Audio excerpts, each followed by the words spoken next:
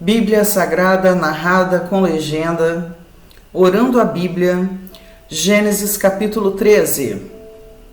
Abrão saiu do Egito e subiu para o Neguebe, junto com sua mulher, com Ló e com tudo que possuíam. Abrão era muito rico e tinha muitos rebanhos, prata e ouro. Do Neguebe, prosseguiram em sua jornada, acampando ao longo do caminho em direção a Betel.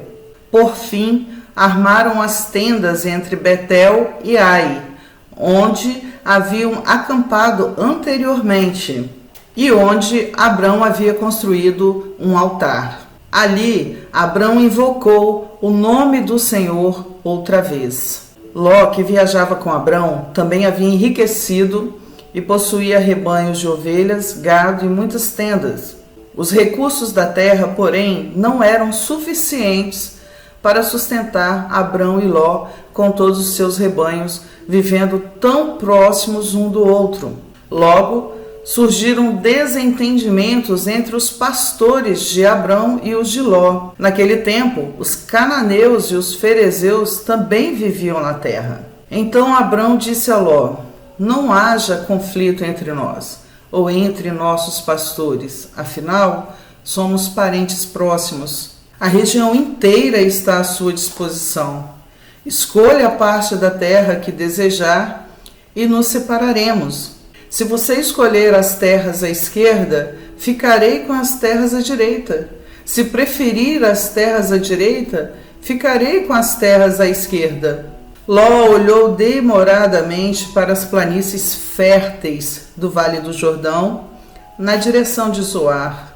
A região toda era bem irrigada, como o jardim do Senhor, ou como a terra do Egito. Isso foi antes de o Senhor destruir Sodoma e Gomorra. Ló escolheu para si todo o Vale do Jordão, a leste de onde estavam.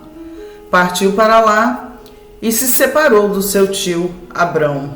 Assim, Abrão continuou na terra de Canaã, e Ló mudou suas tendas para um lugar próximo de Sodoma e se estabeleceu entre as cidades da planície. O povo dessa região, porém, era extremamente perverso e vivia pecando contra o Senhor. Depois que Ló partiu, o Senhor disse a Abrão: olhe até onde sua vista alcançar, em todas as direções, norte, sul, leste e oeste, toda esta terra que você está vendo, até onde sua vista alcança, eu dou a você e a seus descendentes como propriedade para sempre. Eu lhe darei tantos descendentes quanto o pó da terra, de modo que, se fosse possível contar o pó da terra, seria possível contar seus descendentes. Vá e percorra a terra em todas as direções, porque eu dou a você. Então Abrão mudou seu acampamento para Hebrom e se estabeleceu junto ao bosque de carvalhos que pertencia a Manre. Ali construiu mais um altar ao Senhor. É maravilhoso, né? As providências divinas. Mais um capítulo, pessoal, em que é como se nós fôssemos sendo sustentados verdadeiramente quando vamos tendo acesso e uma melhor compreensão aos acontecimentos vindos da parte de Deus quando lemos a Bíblia Sagrada. E com certeza, muito mais surpresas teremos no decorrer dessa jornada. Lá no capítulo 12, houve um declínio espiritual com Abraão, né? Mas ele volta aqui brilhando, né? No capítulo 13. Então, embora Abraão tenha falhado com Deus no Egito, o Senhor não o abandonou. Como a gente pode verificar lá em Salmo 37, versículo 23 e 24. Vamos dar uma olhada. O Senhor dirige os passos do justo. Ele se agrada de quem anda em seu caminho. Ainda que tropece, não cairá, pois o Senhor o segura pela mão. Promessa maravilhosa, porque quando temos fé no Senhor Deus, e que essa fé é genuína, porque o Senhor conhece a legitimidade do coração de cada um, o Senhor, Ele nos sustenta. através do castigo, ele foi restaurado para Deus. Então, embora a nossa fé possa falhar de vez em quando, ela nunca é vencida. Nunca. A promessa do Senhor. Abraão voltou para Canaã e para comunhão com Deus. Ele estava confiando em sua própria sabedoria quando ele desceu ao Egito. Então, cada passo de descrença o envolveu em maiores dificuldades. Então, depois de ser castigado e lembrado da habilidade de Deus em cuidar de seus filhos, ele retornou ao lugar onde havia abandonado a Deus. Quer dizer, ele retornou lá. E então começou novamente a ter comunhão com ele. Então, a oração de Abraão, sem dúvida, incluiu uma confissão do seu pecado. Então, o arrependimento requer isso, né? Que confessemos ao Senhor. Se a gente não sabe exatamente onde a gente caiu, se é que isso é uma verdade, a gente pode pedir a Deus para nos fazer lembrar, para que, né, possamos tratar essa rebeldia do nosso coração, essa incredulidade, né, com relação ao que Deus está orientando. E os cristãos nunca vão muito longe sem se depararem com problemas. Deus havia enriquecido tanto Abraão como Ló, que se tornou difícil para eles viverem perto um do outro.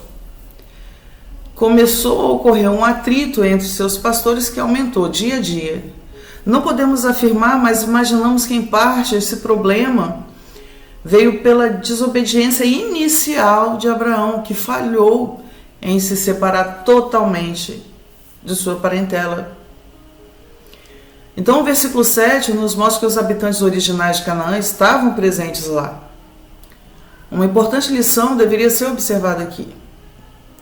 Os cristãos terão sempre suas diferenças e desacordos. No entanto, devemos lembrar que o mundo e os inimigos de Deus estão assistindo.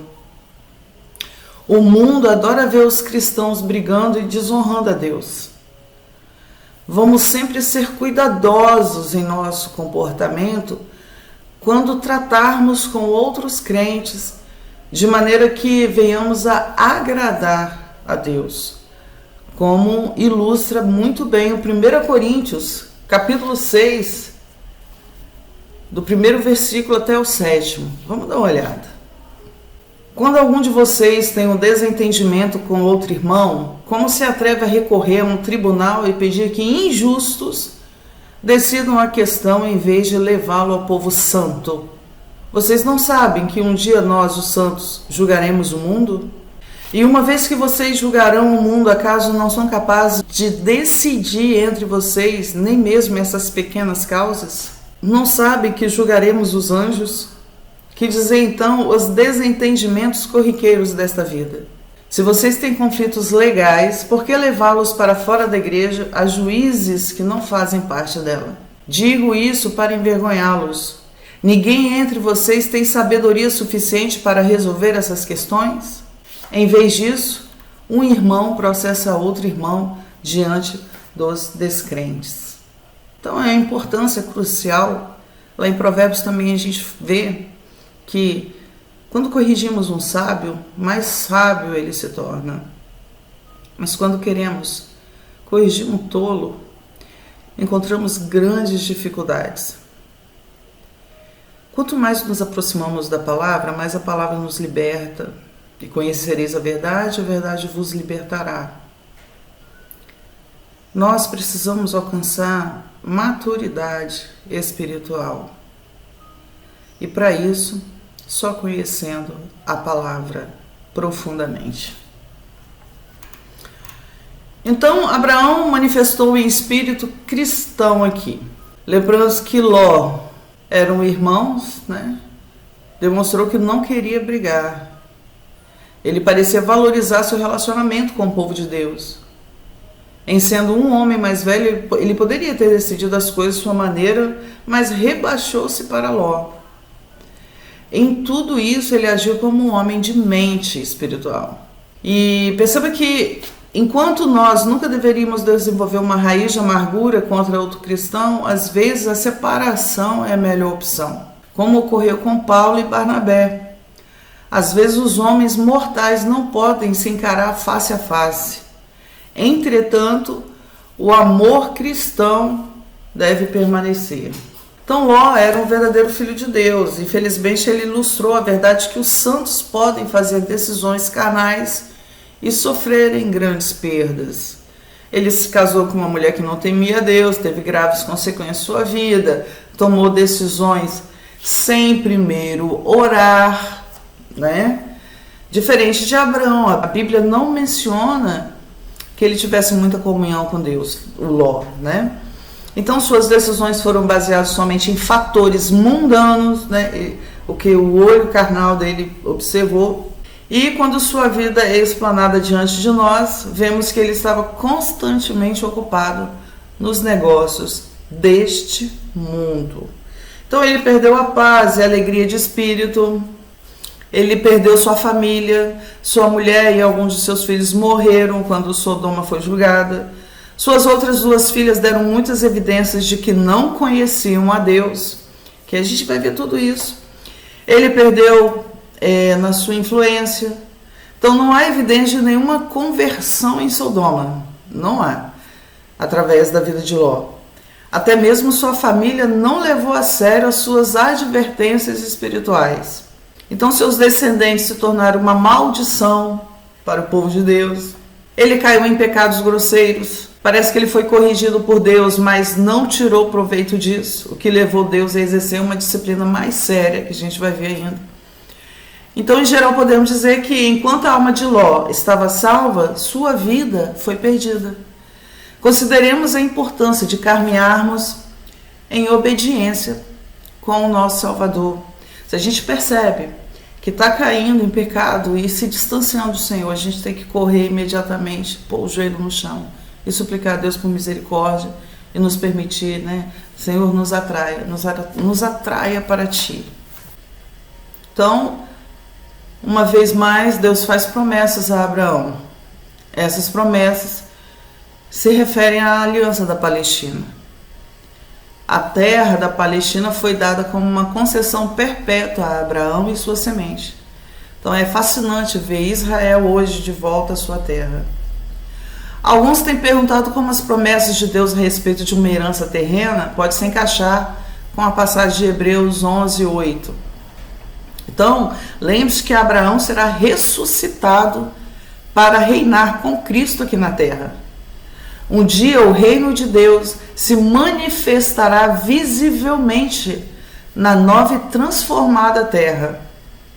Abraão morreu sem possuir um acre da terra de Canaã. No entanto, ele desfrutará dessa herança por toda a eternidade. Graças a Deus. Amém? Vamos orar.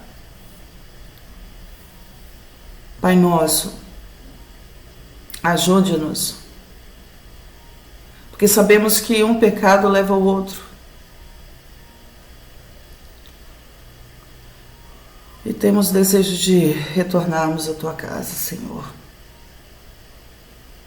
Retornarmos à Tua presença.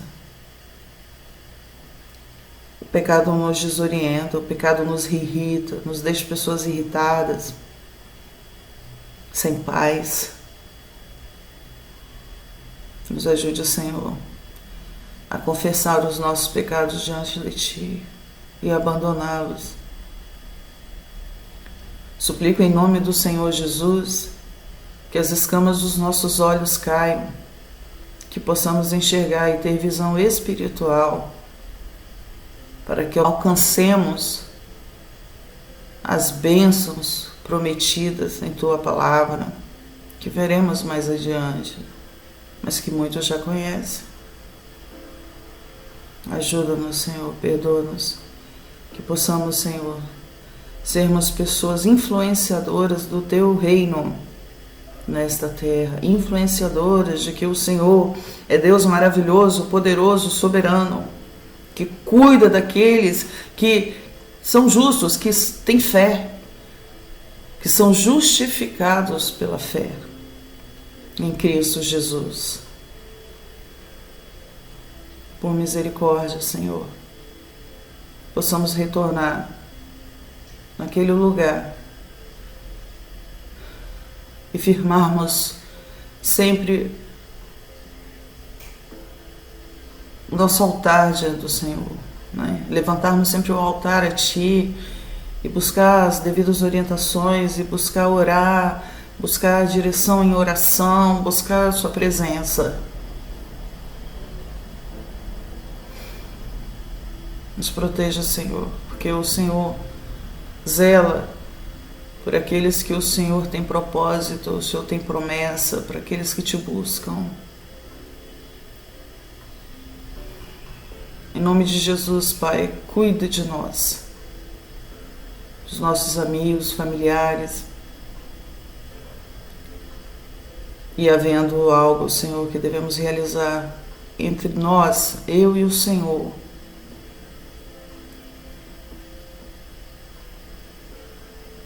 que o Senhor nos ajude a nos desligar realmente das coisas deste mundo e nos apoiarmos somente em Ti.